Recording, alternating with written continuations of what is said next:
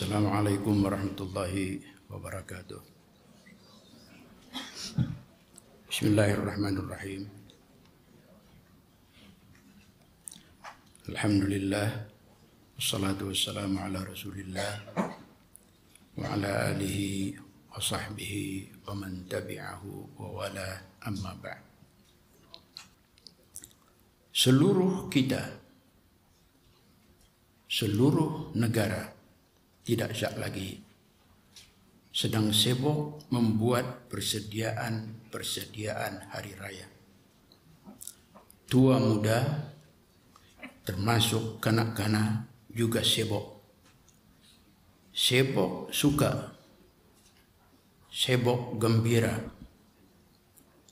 Ya, suka juga boleh membuat orang sibuk, gembira juga boleh membuat orang sibuk. Suka dalam bahasa asing happy, dalam bahasa Arab atau bahasa Al-Quran farah.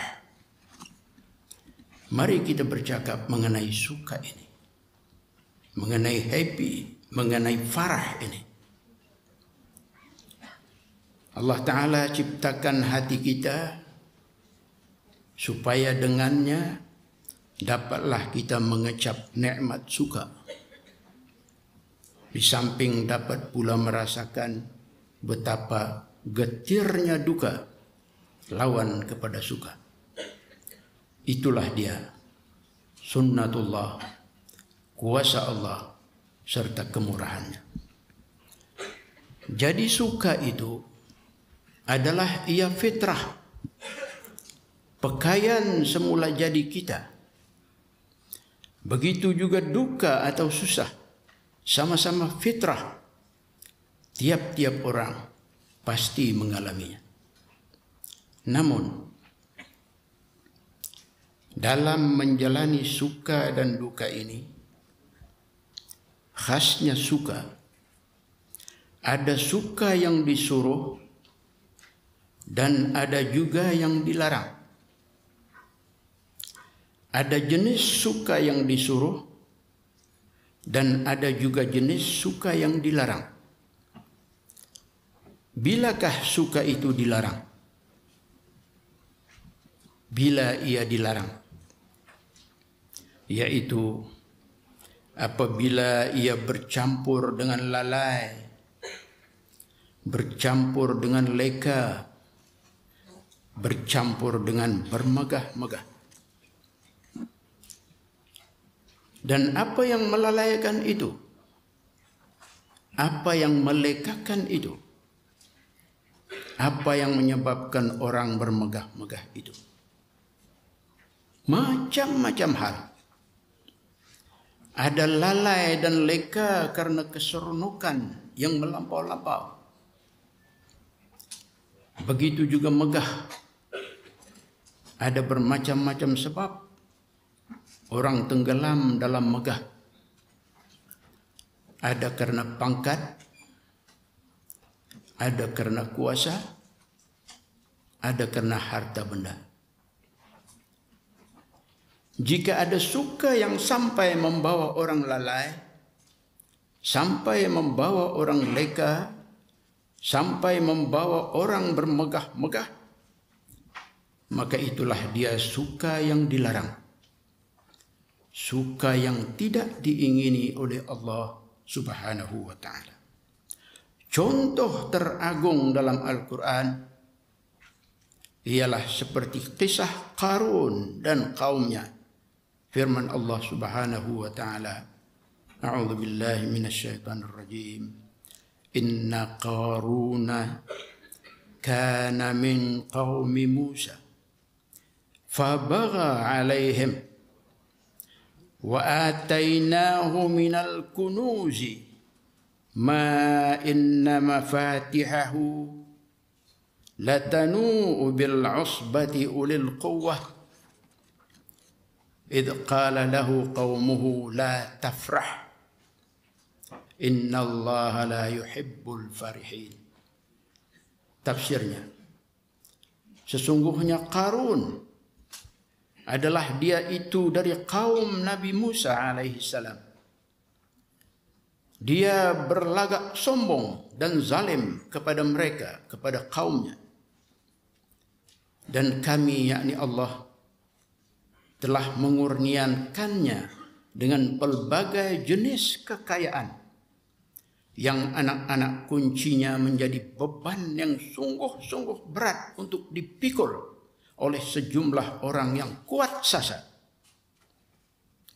Dia menyombong itu tatkala kaumnya berkata kepadanya, "Janganlah engkau, wahai Qarun, terlampau megah, terlampau suka dengan kekayaanmu. Sesungguhnya Allah tidak mengingini orang-orang yang suka bermegah-megah."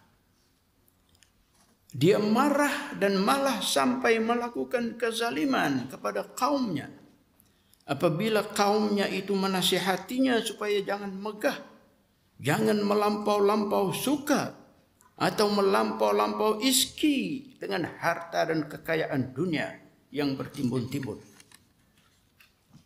Ini dirakam oleh Allah dalam Al-Quran supaya kita ini tahu serta mahu menjadikannya iktibar atau pengajaran. Jadi kalau begitu, apakah saja perkaranya yang kita boleh bersuka-suka? Apa saja perkaranya yang kita boleh bermegah-megah? Ada firman Allah Subhanahu wa taala, "Qul bifadlillahi wa birahmatihi fabidzalika falyafrahu huwa khairum mimma yajma'un." Tafsirnya, katakanlah wahai Muhammad, kedatangan Al-Quran yang semata-mata adalah limpah kurnia Allah serta tanda kasih sayangnya, maka dengan isi kandungan Al-Quran itulah hendaknya mereka bersukaria, bergembira, bukan dengan yang lain-lain, karena ialah yang lebih baik dari apa yang mereka kumpulkan dari segala benda dan perkara yang tidak kekal. Al-Quran membawa berita tentang surga, maka bergembiralah kita dengan berita ini. Dan cara bergembira itu gemar, suka, dan lebih bersemangat melakukan amal-amal saleh yang boleh menyampaikan kita ke sana, ke surga insyaAllah. Al-Quran membawa cerita tentang pahala, maka bergembiralah kita dengan berita ini. Dan cara bergembira itu tentu saja dengan kita menggandakan usaha untuk memperolehinya. Al-Quran malah membawa berita tentang neraka, maka bergembiralah kita dengan berita ini. Dan caranya bergembira itu, kita bersyukur kepada Allah Subhanahu wa taala yang telah memberitahu kita tentang bahayanya neraka, lalu dapatlah kita berhati-hati dari terjerumus ke dalamnya.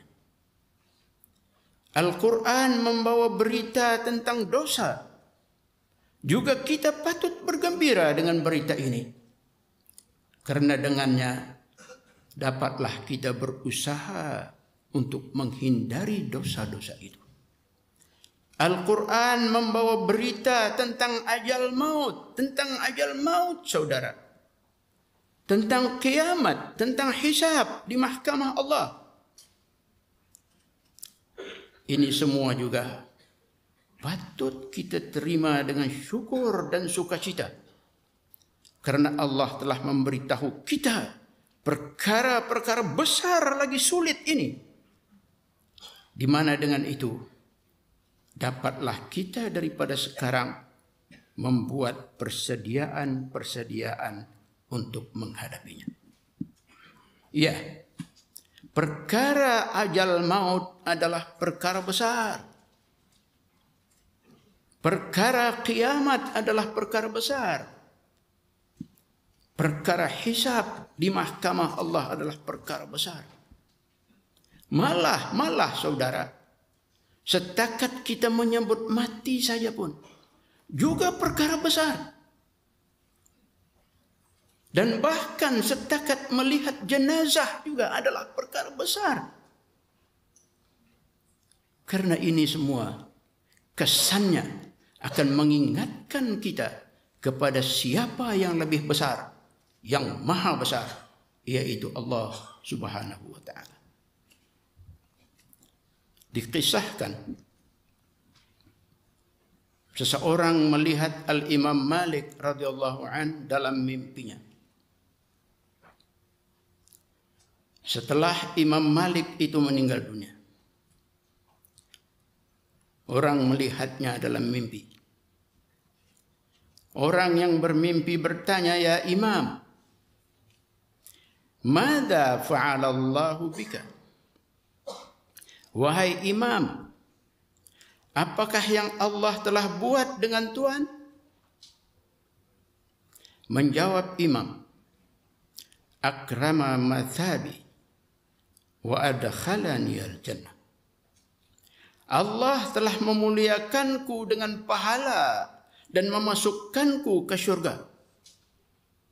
Bertanya seterusnya orang yang mimpi, "Bi'ilmika, biqaulika, bitaqwaka, bisalatika?"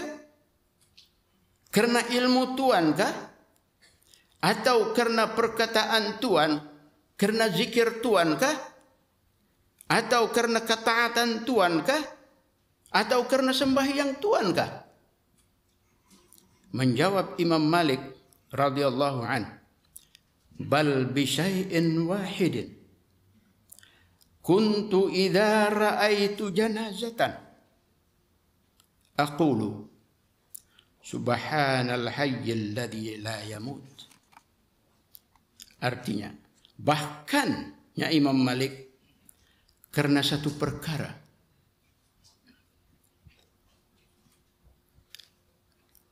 aku dikurniakan oleh Allah Subhanahu wa ta'ala syurga karena satu perkara, yaitu apabila saya melihat jenazah, saya akan ucapkan subhanal hayyil ladzi la yamut. Maha suci Allah yang maha hidup, yang tidak akan mati-mati. Nampak kita saudara, nampak kita.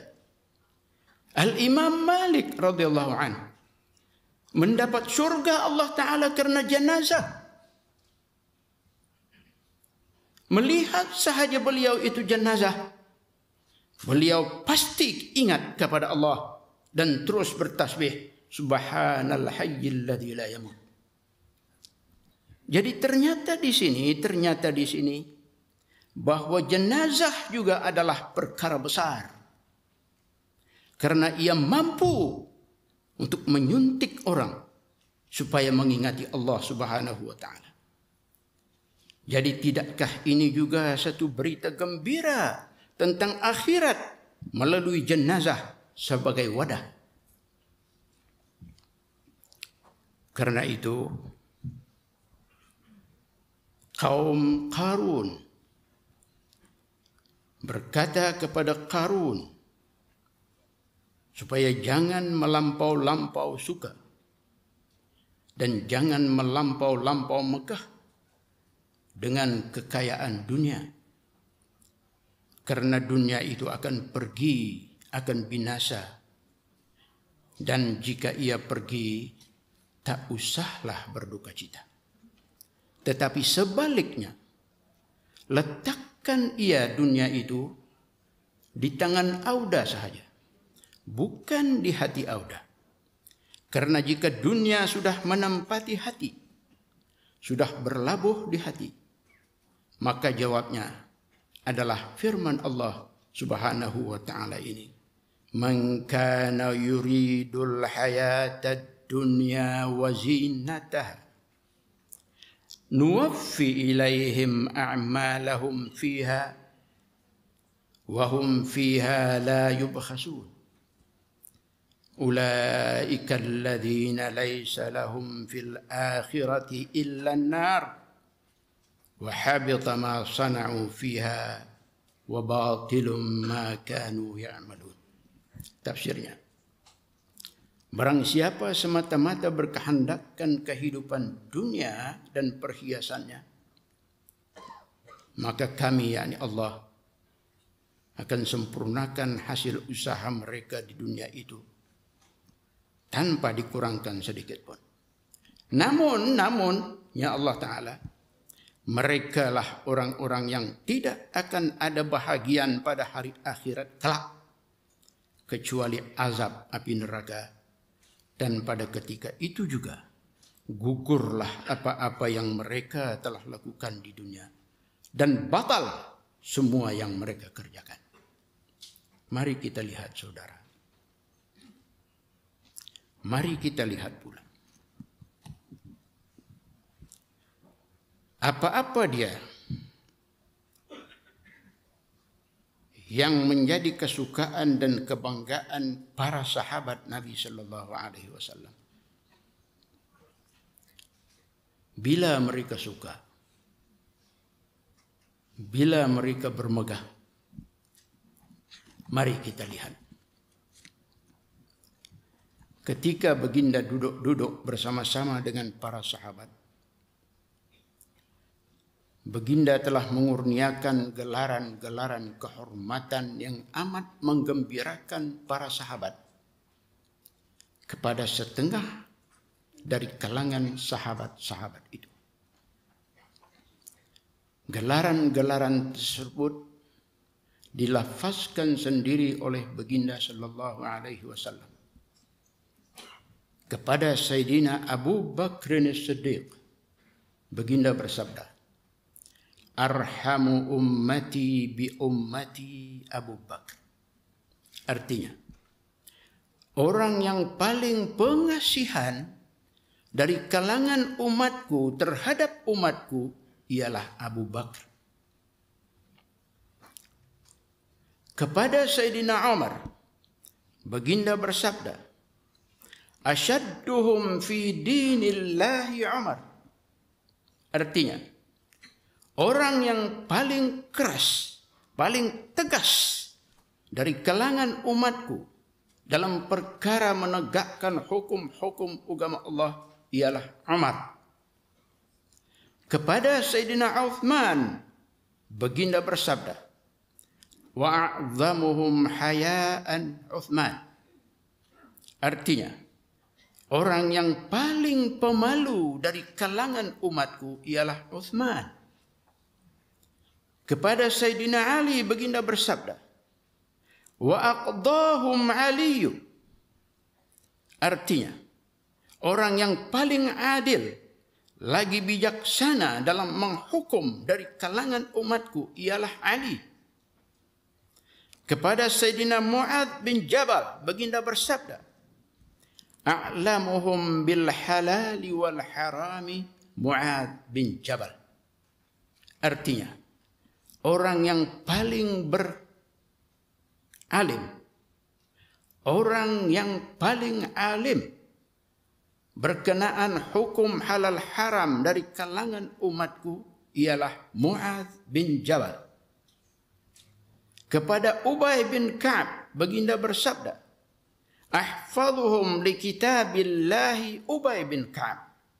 Artinya, orang yang paling sempurna hafalannya bagi kitab Allah Al-Quran dari kalangan umatku ialah Ubay bin Ka'ab. Kepada Abu Ubaidah bin Al-Jarrah, baginda bersabda, "Wa likulli ummatin aminun, wa aminu hadhil ummati Abu Ubaidah bin Al-Jarrah." Artinya, tiap-tiap umat itu ada orang kepercayaan yang taat setia. Dan adapun orang kepercayaan bagi umat ini, umat Nabi Muhammad sallallahu alaihi wasallam, ialah Abu Ubaidah bin Al-Jarrah. Baik. Mari pula kita melihat Bagaimana jika sahabat itu suka?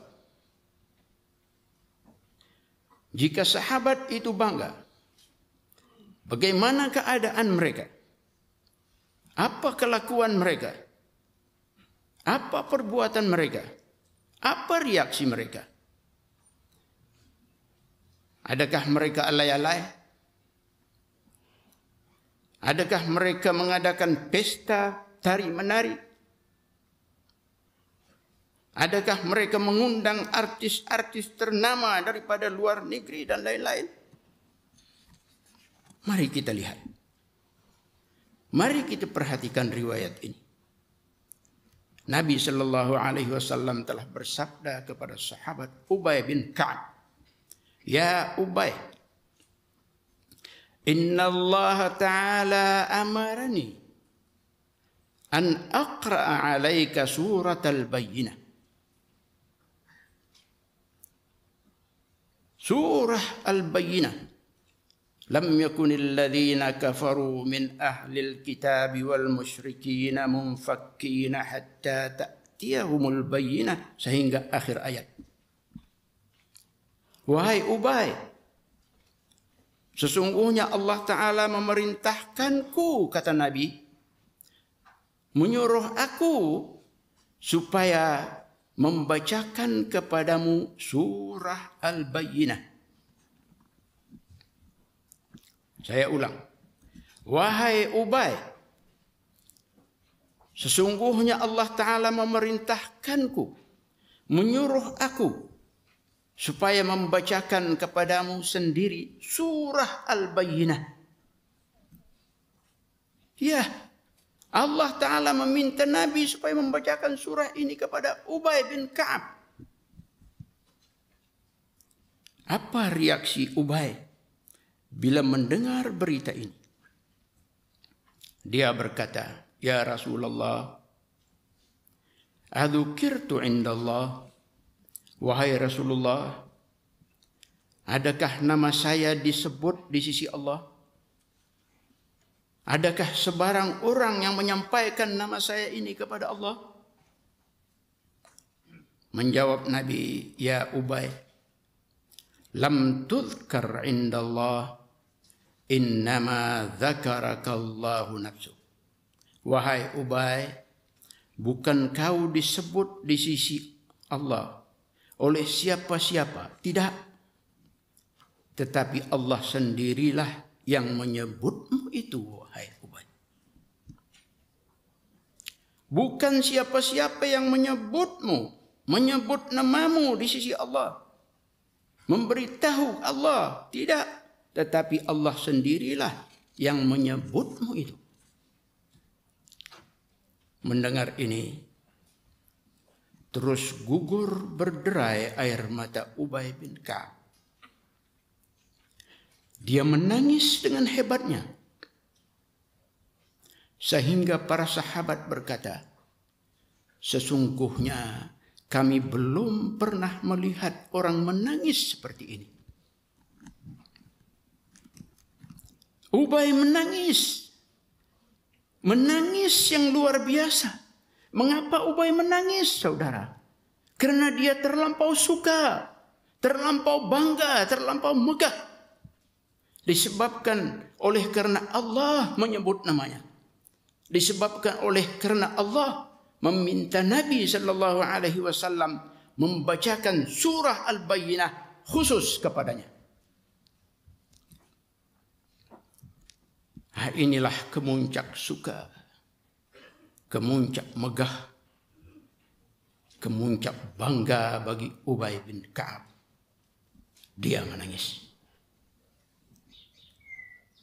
Bukan karena dia mendapat habuat dunia makanya dia menangis, bukan. Bukan karena habuan dunia dia megah, bukan. Habuan dunia tidak ada makna besar bagi Ubay. Tetapi apa yang besar itu ialah apabila namanya telah disebut oleh Allah Subhanahu wa ta'ala sendiri. Yang kita bagaimana, saudara? Yang kita ini bagaimana? Bilakah kita menangis? Bila kita menangis? Kita menangis, saya tengok dalam televisyen, apabila menang sukan. Kita menangis apabila menang pertandingan-pertandingan. Kita menangis apabila berjaya menjadi ratu, macam-macam nama ratu. Ada ratu cantik dan lain-lain. Itu kita menangis. Itu orang menangis. Tetapi kita tidak menangis apabila berjaya menghabiskan puasa Ramadan. Kita tidak menangis apabila berjaya mengkhatam Al-Quran 30 juz. Kita tidak menangis apabila dapat bertarawih sebulan penuh dalam bulan Ramadan. Padahal kita patut menangis di sini. Kita patut terharu. Kita patut suka, patut gembira karena dapat melakukan ketaatan-ketaatan kepada Allah Subhanahu wa taala. Kalau kita menangis di sini, berarti tangisan kita itu ialah tangisan syukur kehadrat Allah demi karena suka karena Allah.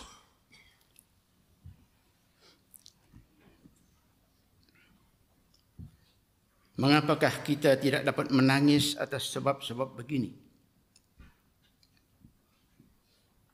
Tentu ada sebab. Karena dalam hati kita mungkin bertapak dunia.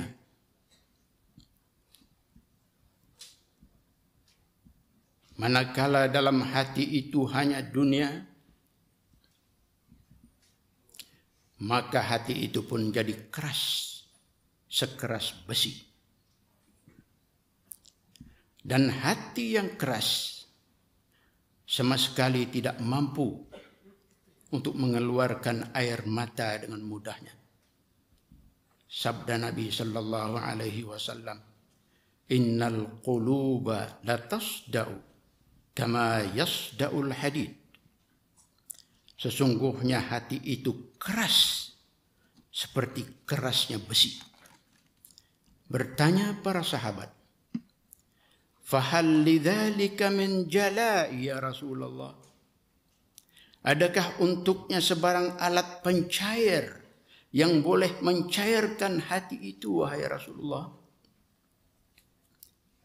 Bi ayyi syai'in nujliha? Dengan apakah kami dapat mencairkannya? Kami dapat membersihkannya? Menjawab Rasulullah sallallahu alaihi wasallam, bidzikrillahi wa tilawatil Qur'an. Dengan zikir kepada Allah, dengan menyebut dan mengingat Allah, dan dengan membaca Al-Quran. Ya ingat, saudara ingat. Kalau kita ini susah untuk terusik dengan kebajikan, payah untuk terharu dengan kebajikan, sukma tidak bergetar dengan kebajikan, mata tidak berair karena kebajikan, awas. Itu tandanya hati-hati kita ada masalah. Hati-hati kita ada masalah. Masalah keras seperti batu, keras seperti besi. Lalu kalau begitu, apa kita nak buat? Apa kita nak buat? Mesti ada usaha supaya ia cair, supaya ia lembut. Dengan apa? Rujuk balik hadis Nabi sallallahu alaihi wasallam di atas, dengan banyak-banyak menyebut dan mengingat Allah dan dengan membaca Al-Quran. Ini saja obatnya, saudara. Ini saja alat pencair itu. Ini saja alat pelembut itu. Sebagaimana ditegaskan oleh Rasulullah sallallahu alaihi wasallam.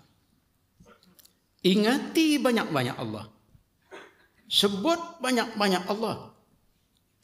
Dekati selalu-selalu Allah. Dekati dengan akhirat. Bukan dekati dengan dunia. Apa makna mendekati Allah dengan akhirat? Maknanya mendekati dengan perkara-perkara keakhiratan, bukan keduniaan. Dengan perkara-perkara yang boleh menghidupkan sukma. Dengan perkara-perkara yang boleh melahirkan kesedaran, bukan yang mematikan kesedaran. Di zaman Nabi sallallahu alaihi wasallam terdapat kisah yang cantik. Dua orang ibu bapa bangsa Yahudi. Anak perempuan mereka telah memeluk Islam, sedang mereka tidak. Anak perempuan muslimah ini meninggal dunia. Dia mati dalam Islam, dalam iman. Dua ibu bapanya yang tidak Islam itu datang menemui Rasulullah sallallahu alaihi wasallam. Mereka berkata, "Ya Muhammad, nuridu an na'lama ma halu bintina ba'dama aslamat. Nuridu an na'rifa masir ibnatina ba'da mautiha. Hiya aslamat. Halil islamu najjah?" Maksudnya, wahai Muhammad, kami ingin tahu apa hal anak perempuan kami setelah dia memeluk Islam. Kami ingin tahu nasib anak kami itu selepas kematiannya. Dia telah menganut Islam. Adakah Islam telah menyelamatkannya? Satu pertanyaan yang sungguh-sungguh mencabar daripada ibu bapa Yahudi ini. Bagaimana Nabi menjawabnya? Bagaimana Nabi menyelesaikan masalah ini? Baginda sallallahu alaihi wasallam mengajak kedua ibu bapa orang Yahudi ini untuk pergi bersama-sama dengan baginda ke kuburan. Di atas kubur si anak, baginda berseru bersabda, "Ya fulanah binti fulan, wahai fulanah binti fulan." Kedengaran suara menjawab dari dalam kubur, "Labbaika ya Rasulullah." Saya menyahut panggilan Tuhan, wahai Rasulullah.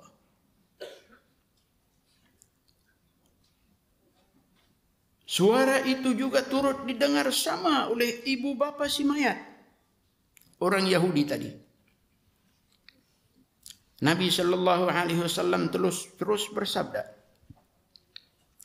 "Ajibi abaki. Ajibi ala suali abiki. Yuridu an ya'rifa ma haluki ba'dama aslamti. Ajibi abaki." Maksudnya, jawablah bapamu, wahai mayat. Jawablah soalan bapamu.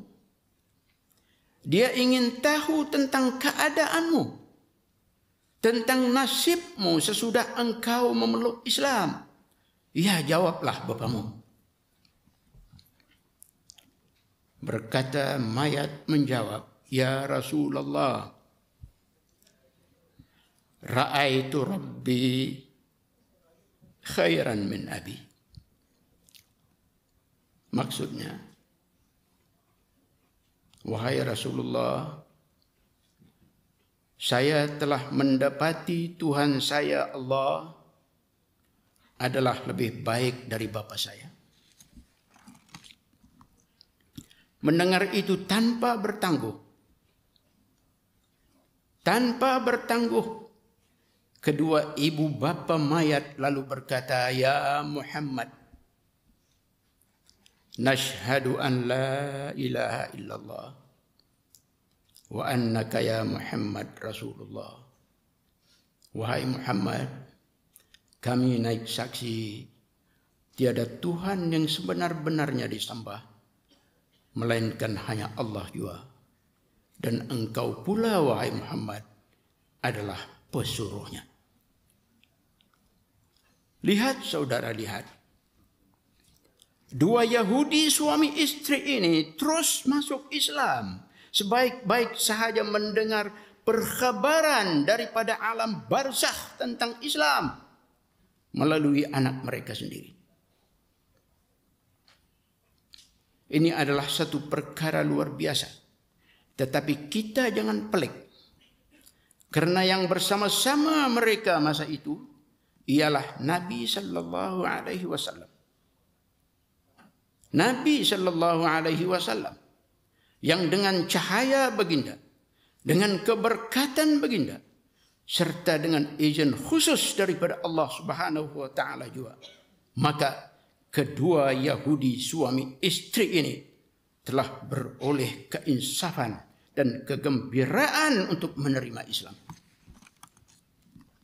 Inilah yang dipanggil hidayat Allah, hidayatullah. Hidayah apabila datang, hati yang mati akan hidup. Hati batu akan cair dan lembut. Oleh itu saudara, oleh itu kerja penting kita, kerja mustahak kita ialah memohon hidayah. Memohon hidayah Allah. Tetapi ini bukan kerja mudah. Betul, diucapkan ia mudah, tetapi mendapatkannya amat payah sekali. Memerlukan syarat-syarat khusus. Di hati mesti ada takwa. Di hati mesti mantap takwa. Di hati mesti subur takwa. Tanpa takwa, hati boleh berkarat, boleh mati dan keras. Hati yang mati, hati yang berkarat, dan hati yang keras tidak akan menerima hidayat Allah. Sebab itu dakwah mustahak. Ada orang pusat dakwah di sini? Sebab itu dakwah mustahak, saudara.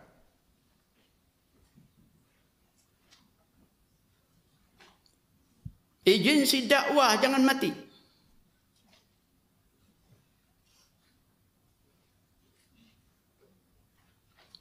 Agensi dakwah jangan mati. Mesti terus hidup, terus giat, terus aktif.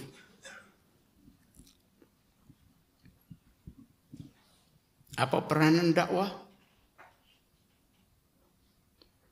Untuk melembutkan hati,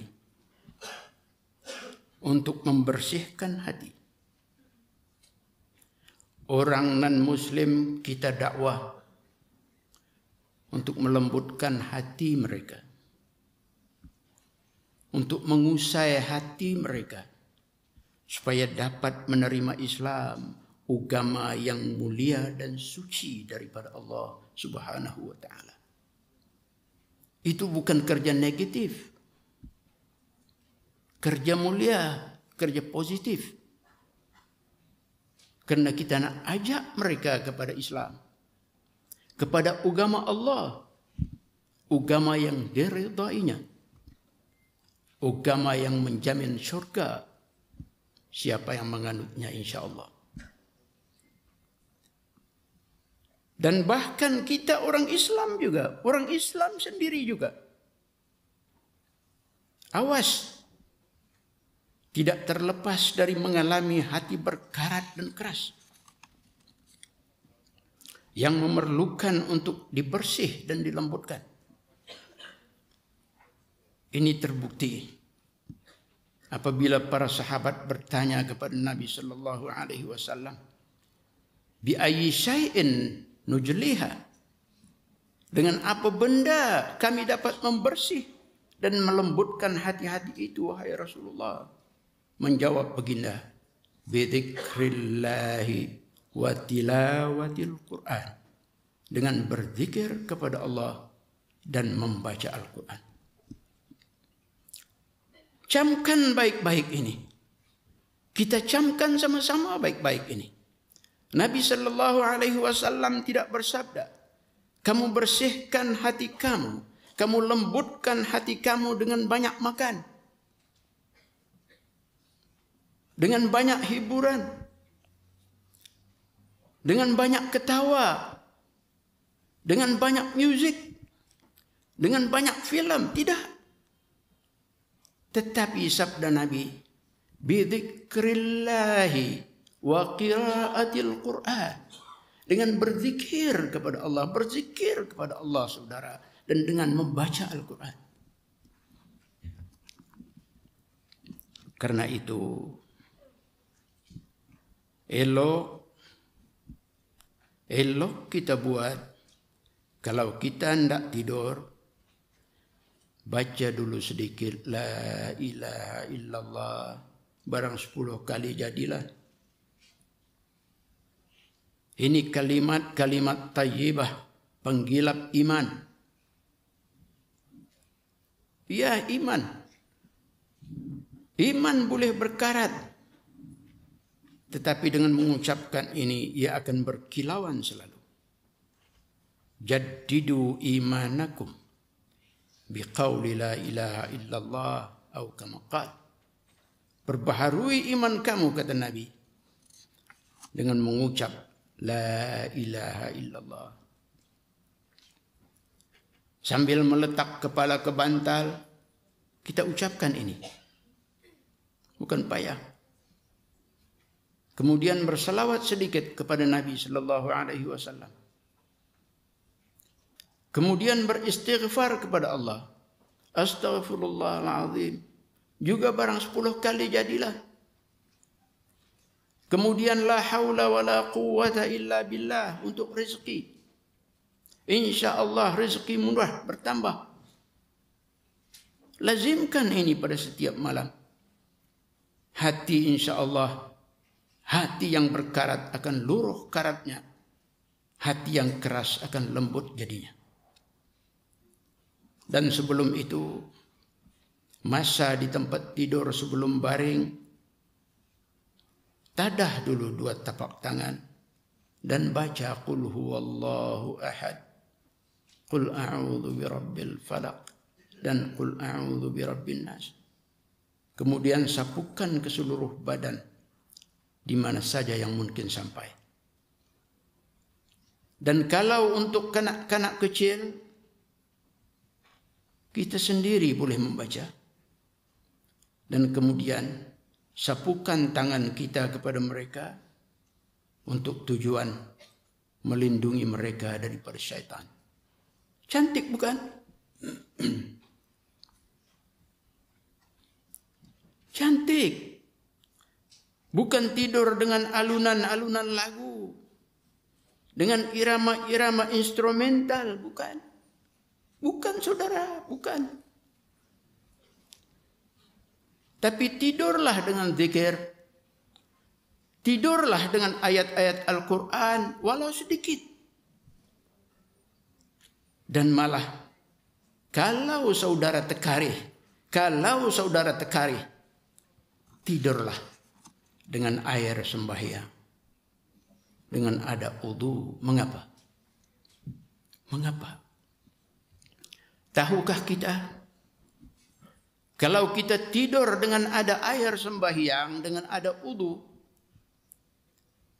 pada setiap kali kita beralih, kita berpusing di tempat tidur, malaikat akan berkata, mendoakan kita, Allahumma inna abdaka hadha qad bata tahiran faghfir lahu. Ya Allah, ini hambamu, ini nih hambamu, dia tidur dalam keadaan bersih, maka engkau ampunkanlah dia. Allah Allah. Betapa cantiknya saudara. Malaikat mendoakan saudara. Malaikat bekerja, malaikat berkhidmat untuk saudara tanpa saudara minta-minta.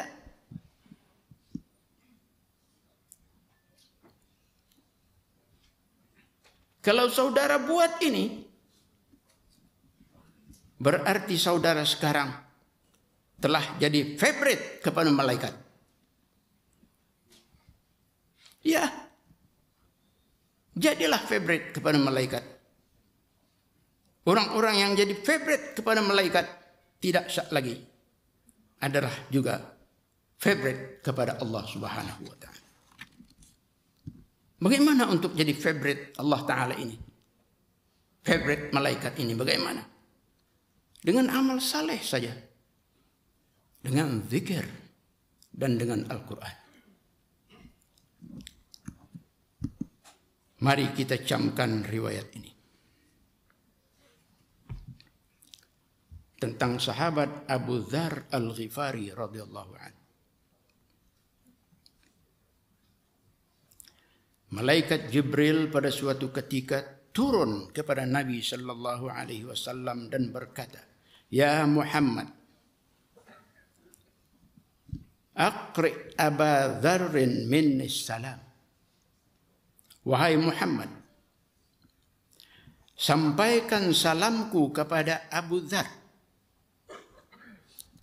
Malaikat Jibril berkirim salam melalui Nabi kita Sayyidina Muhammad sallallahu alaihi wasallam kepada sahabat Abu Dzar Al-Ghifari radhiyallahu anhu. Nabi sallallahu alaihi wasallam pun menyampaikannya kepada Abu Dzar. Abu Dzar berkata, "Ya Rasulullah, wa hal ya'rifuni Jibril?" Wahai Rasulullah, adakah Jibril mengenali saya? Kenal dia saya, wahai Rasulullah. Kenal Jibril kepada saya. Bersabda Nabi sallallahu alaihi wasallam, "Ya Aba Dzar, laqad sa'altuhu faqala li inna malaikatas samai jami'an ta'rifu Aba Dzar." Wahai Abu Dzar, aku pun bertanya kepada Jibril yang demikian itu. Apa yang kau tanyakan itu, aku pun bertanya kepada Jibril. Itulah pertanyaan kepada Jibril. Adakah engkau kenal Abu Dzar, wahai Jibril? Menjawab Jibril, sesungguhnya sekalian para malaikat di langit adalah mengenali Abu Dzar. Artinya, bukan dia saja Jibril yang mengenali Abu Dzar radhiyallahu an, bahkan sekalian para malaikat di langit. Berapa jumlah mereka wallahu a'lam, semuanya kenal kepada Abu Dzar Al-Ghifari. Nabi tertarik. Lalu baginda terus bertanya kepada Jibril, "Bima?" Dengan apa sebab Abu Dzar dikenali oleh seluruh malaikat di langit, wahai Jibril? Bima? Menjawab Jibril alaihi salam, "Bikasrati qiraatihi li surati qul huwallahu ahad." Dengan sebab banyaknya dia Abu Dzar ini membaca surah qul huwallahu ahad. Nampak kita saudara, qul huwallah yang begitu pendek menjadikan Abu Dzar terkenal, termasyhur kepada seluruh para malaikat di langit.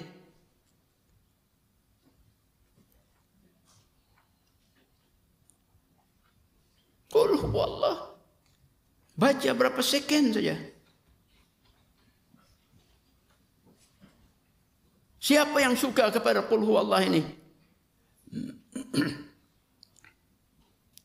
Siapa yang lazim membaca qul huwallahu ahad? Siapa yang mau goreng limpangnya membaca qul huwallahu ahad? Bukan payah buka Quran, semua orang hafal. Tetapi siapa buat? Abu Zar buat. Abu Zar Al-Ghifari buat. Karena itu ia termasyhur, ia terkenal kepada seluruh para malaikat di langit. Maknanya para malaikat suka, sangat kasih, sangat cinta kepada qul huwallahu ahad. Dan lantaran itu mereka pun suka juga kepada Abu Zar Al-Ghifari. Ini dia karamah amal saleh, saudara. Ini dia karamah amal saleh. Amal saleh di sisi Allah adalah amat cantik, amat mulia, amat bernilai, walau sekecil manapun ia. Firman Allah Subhanahu wa taala, "Man kana yuridul izzata falillahil izzatu jami'an. Ilaihi yas'adul kalimut thayyibu wal 'amalus salihu yarfa'uh." Tafsirnya, barang siapa yang menghendaki kemuliaan, maka hendaklah dia berusaha mencarinya dengan jalan mematuhi suruhan-suruhan Allah. Karena segala kemuliaan itu adalah milik Allah juga. Kepadanya lah akan naik segala perkataan yang baik-baik, dan malah amal saleh semuanya naik belaka kepadanya. Bacaan kita, zikir kita walaupun pendek, amal saleh kita walaupun sedikit, akan naik terus kepada Allah, naik tanpa sesiapa yang membawanya, bahkan naik ia dengan sendirinya. Pintu-pintu langit terbuka menerimanya. Jadi mustahak, saudara, mustahak kita rebut kesempatan berzikir dan beramal saleh ini. Khasnya dalam hari raya. Kita mulai dengan takbir dalam hari raya.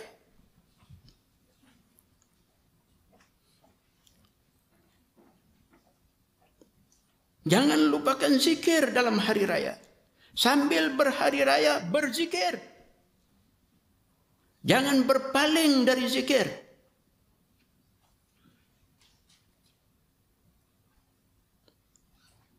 Ini namanya kita suka berpaksi taat kepada Allah. Bukan suka lari daripada Allah, tetapi suka datang kepada Allah.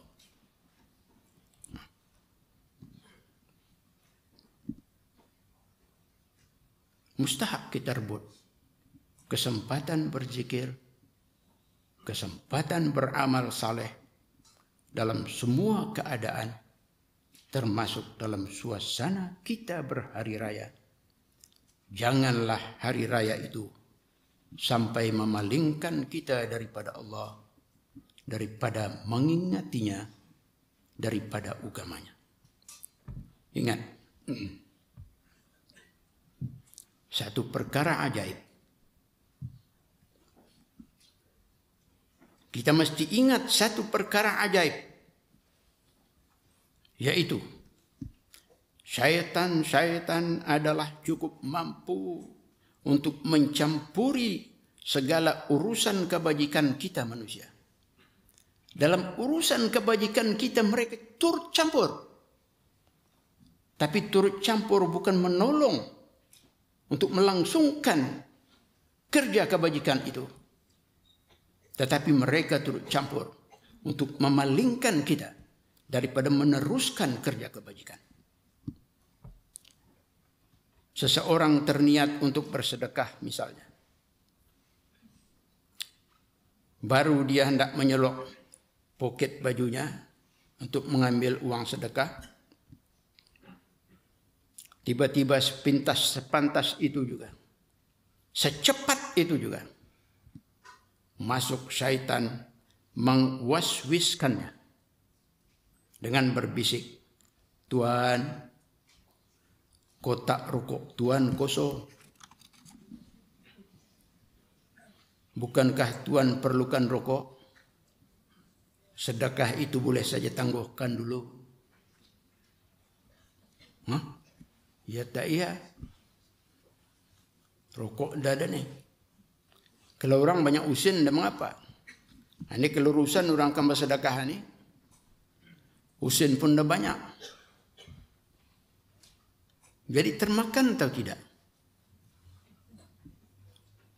Hasutan syaitan mungkin termakan. Seseorang berhajat hendak menziarahi bapaknya yang sudah tua. Kerja mulia. Tetapi secepat itu juga berbisik syaitan kepadanya, "Sabar-sabar dulu.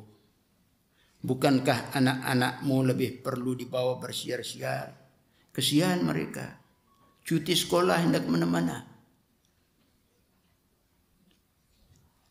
Iya tak iya juga ya. Jadi ziarah bapa kemudianlah hendak apa?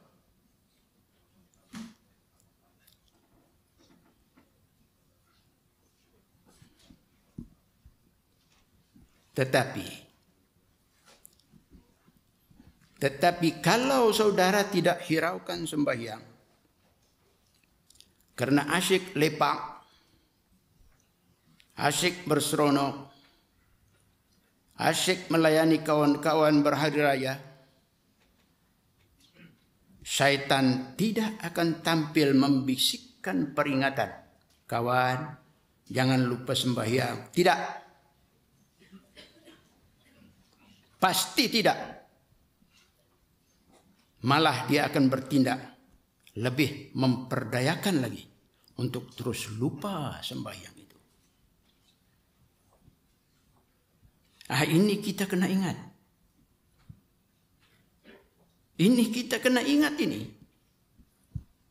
Hari raya adalah kebajikan, bukan maksiat. Allah mensyariatkan hari raya ialah untuk disambut. Tetapi awas, dalam kebajikan di sini, para syaitan ada agenda lain. Sentiasa mahu menukar kebajikan itu menjadi sebaliknya. Betul, dalam masjid kita bertakbir, satu hari raya, syaitan meminggir. Karena syaitan tidak tahan dengan takbir. Syaitan tidak tahan dengan takbir, saudara. Jadi dalam masjid, ketika kita di masjid, kita bertakbir, syaitan meminggir. Karena dia tidak tahan dengan takbir. Tetapi di luar masjid, dia akan membimbing tangan saudara kepada mungkar. Mari tuan, mari puan, mari saudara, kita lepak sakan. Kita makan sakan. Kita berhibur sakan. Kita raun sakan. Inilah masanya. Sesudah sebulan kita terperangkap berpuasa. Itu canang yang digual oleh syaitan. Canang yang digual oleh syaitan. Dengungnya ke hati kita, bukan di telinga. Dan ini canang mampu untuk meruntuhkan akhirat kita jika kita lemah. Karena itu kita perlu risau. Kita perlu faham bahwa akhirat kita sama sekali jangan sampai runtuh Jika ia runtuh, maka habislah kita. Firman Allah Subhanahu wa taala, wal akhiratu khairu wa abqa. Kehidupan akhirat itu adalah lebih baik dan lebih kekal. Kita ingat ini. Sebab itu akhirat jangan runtuh sama sekali dalam hidup kita.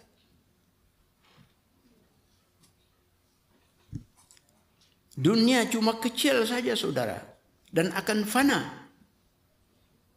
Nabi Allah Nuh alaihi salam yang hidup menjangkau 1000 tahun. Siapa hidup 1000 tahun? Mana ada lagi. Umat Nabi Muhammad galibnya biasanya 60, 63. Kalau ada yang lebih itu bonus.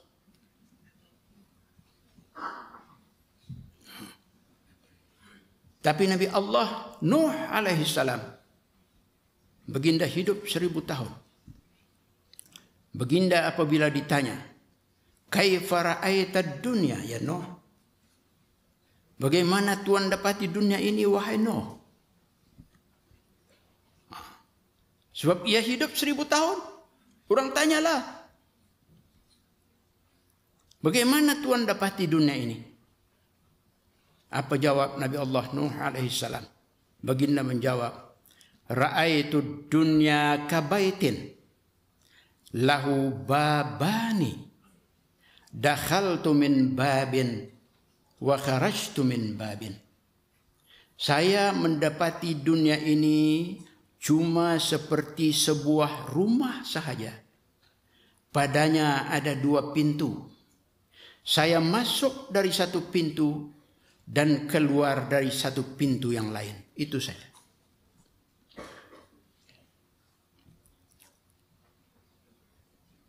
Berbanding akhirat, saudara. Berbanding akhirat.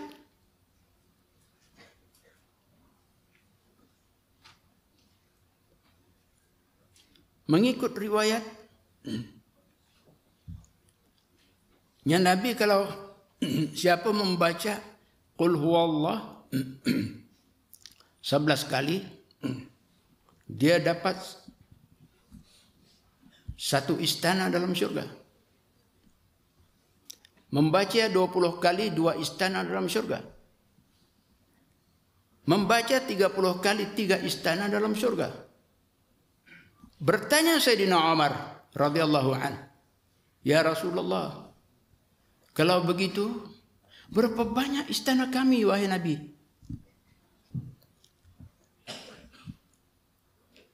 Muskil. Sayyidina Umar itu muskil tuh. Kita pun ya juga. Kalau baca 1000 kali, 2000 kali, berapa buah istana kita dalam surga?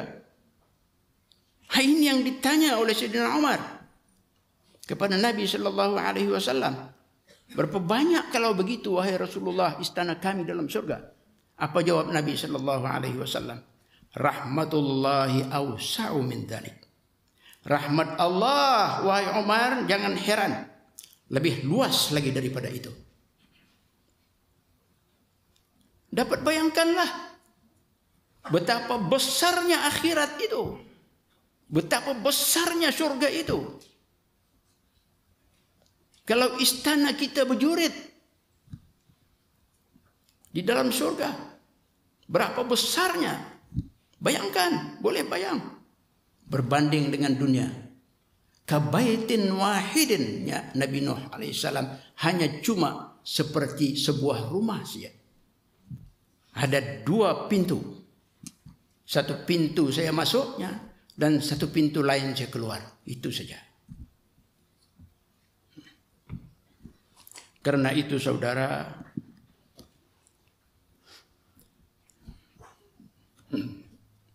kita bertanam dari sekarang.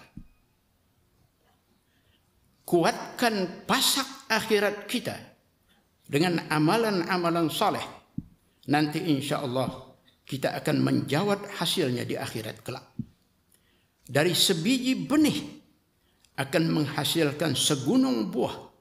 Sabda Nabi sallallahu alaihi wasallam, "Inna rajulan tasaddaqa bitamratin wa fi yaumil qiyamati sayaraha jabalan minat tamr.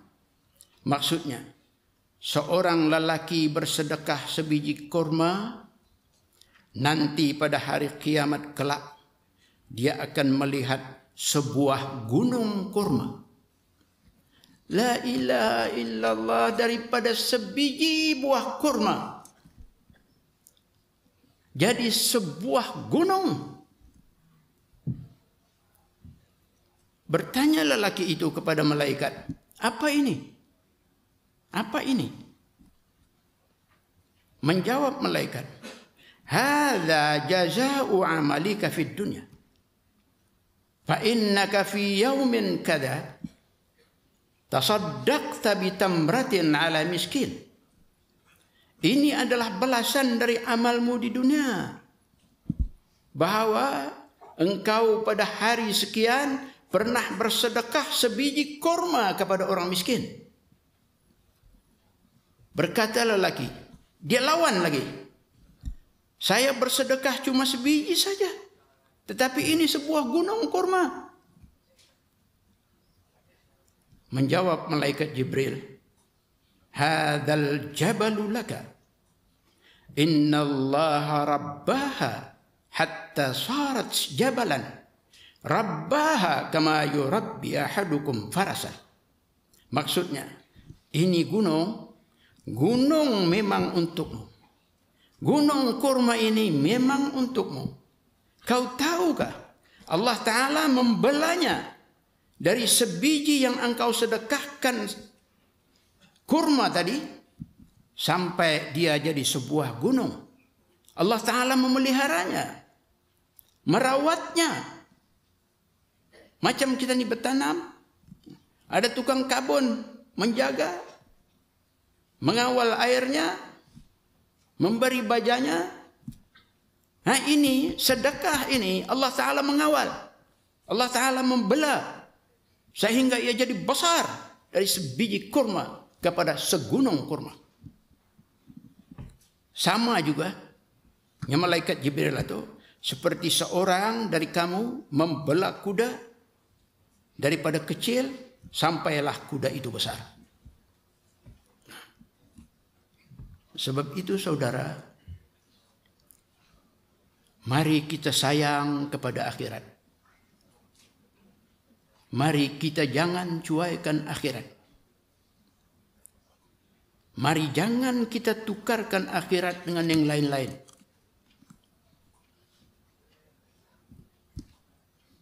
Memang sedikit payah. Memelihara akhirat itu memang sedikit payah. Memelihara akhirat dalam kehidupan kita memang sedikit payah. Memerlukan banyak sabar dan pengorbanan. Tetapi ingat, berakit-rakit ke hulu, berenang-renang ke tepian. Bersakit-sakit kita dulu tak apalah, senang nanti kemudian. Seorang perempuan salihah datang menemui Nabi sallallahu alaihi wasallam mengadu, "Ya Rasulullah, inni asra'u. Falau da'awta Allah li ya Rasulullah."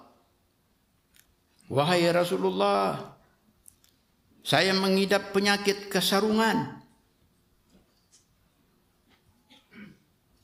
Kita tahulah penyakit kesarungan bukan penyakit kecil. Bukan penyakit ringan. Jadi perempuan ini mengadu kepada Rasulullah. Ya Rasulullah, saya mengidap penyakit kesarungan. Apa kiranya Tuhan kalau mendoakan saya? Dia minta doakan artinya supaya sembuh, hilang penyakitnya. Menjawab Nabi sallallahu alaihi wasallam, "In syi'ti da'autu laki fasyafakallah wa in syi'ti sabarti walakil jannah." ikhtari ayyahuma syi'ti. Maksudnya, jika engkau mahu aku mendoakanmu kepada Allah, maka engkau akan sembuh. Dan jika engkau mahu sabar tanpa payah aku mendoakanmu, engkau akan beroleh surga. Jadi pilihlah, ya Nabi, mana satu yang engkau mau dari dua pilihan ini. Perempuan dengan tegas menjawab tanpa membuang masa, ya Habiballah, bal asbiru waliyal jannah. Wahai kekasih Allah, bahkan saya memilih untuk bersabar dan sekaligus akan mendapat syurga.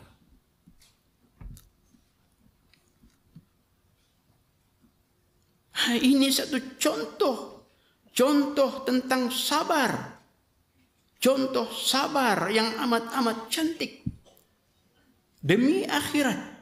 Karena akhirat, karena mendengar janji akhirat dengan syurga, perempuan ini sanggup bersabar dengan penyakitnya yang membebankan lagi menyusahkannya itu.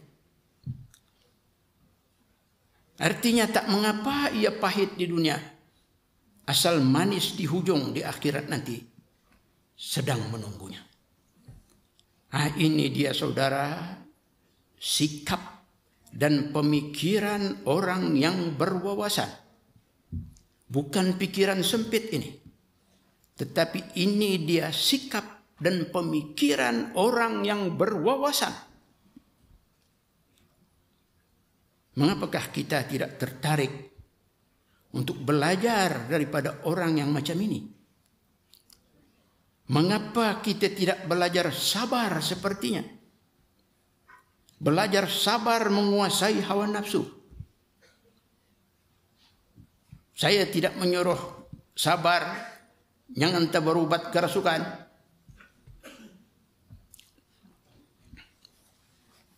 Ini kes lain, istimewa. Untuk kita ini nyata tu. Kalau ada penyakit itu berubat, pergi Darus Syifa. Tetapi, mengapa kita tidak belajar sabar seperti sikap perempuan ini? Kita belajar sabar menguasai hawa nafsu, mengapa tidak?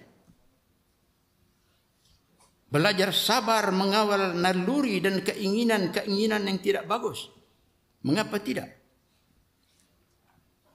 Belajar sabar melawan iblis syaitan, dan belajar sabar untuk mematuhi ajaran dan perintah-perintah Allah. Mengapa tidak?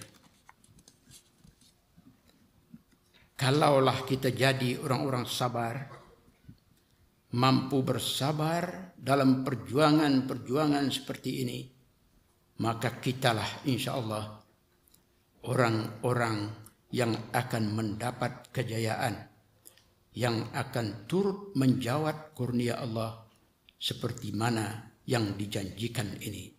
Inni jazaituhumul yaum bima sabaru annahum humul faizun. Sadaqallahul azim. Tafsirnya, sesungguhnya aku balas mereka pada hari ini dengan sebaik-baik balasan, disebabkan karena kesabaran mereka.